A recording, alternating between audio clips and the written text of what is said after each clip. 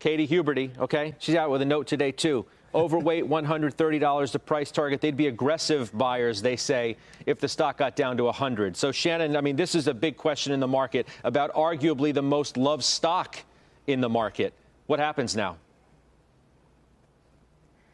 We would expect to see this type of sell-off, Scott, after a replacement cycle. We really haven't seen the full brunt of the 6S replacement cycle from the device perspective. So I know that we don't want to talk about handsets anymore for Apple. We want to be focused on services.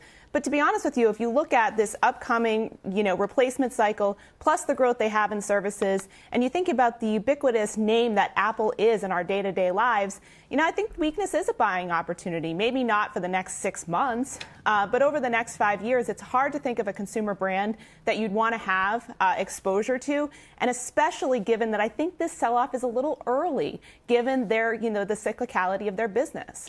It's interesting. I mean, you talk about the next 6 months. Are you expecting a decline in shares over the next, short to medium term period of time, just given how the stock has run up? I think it's less about this particular stock and more about, the broader, technology conversation. And I know we're going to have that here. But this is, this is such the bellwether of the FAANGs. And so, I do think that there might be some selling pressure as investors find other opportunities in the market from a valuation perspective. But I've grown a bit weary in this argument that these tech valuations are so outsized. The FAANGs are actually not that expensive if you look at where they could be given, the fundamental tailwind that they've enjoyed during COVID.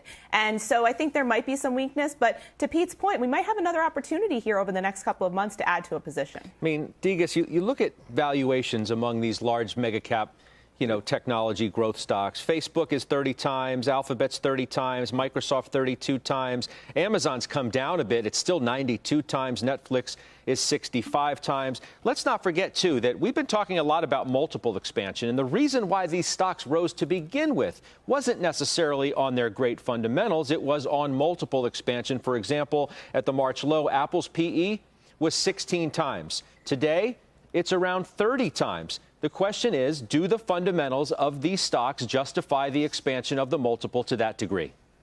Yes, Scott, we agree with that the valuations, if you use those types of valuation, it does look outsized. But what we're looking at is free cash flow to enterprise value. If you look at that, also operating cash flow yield, somewhat different measures. But if you look at it from that vantage point, many of the mega tech names are actually fairly valued, maybe a little bit slightly overvalued, but with this pullback, it gives you opportunity to buy into the business case. And so I think all of us on this panel are more long-term investors. And so we see that the FAANG stocks, many of them, the business case still exists to own these stocks. As we have these pullbacks, this is a buying opportunity for many of these individual stocks. And what I will say, you have to look at each individual stock and their business model to make that decision.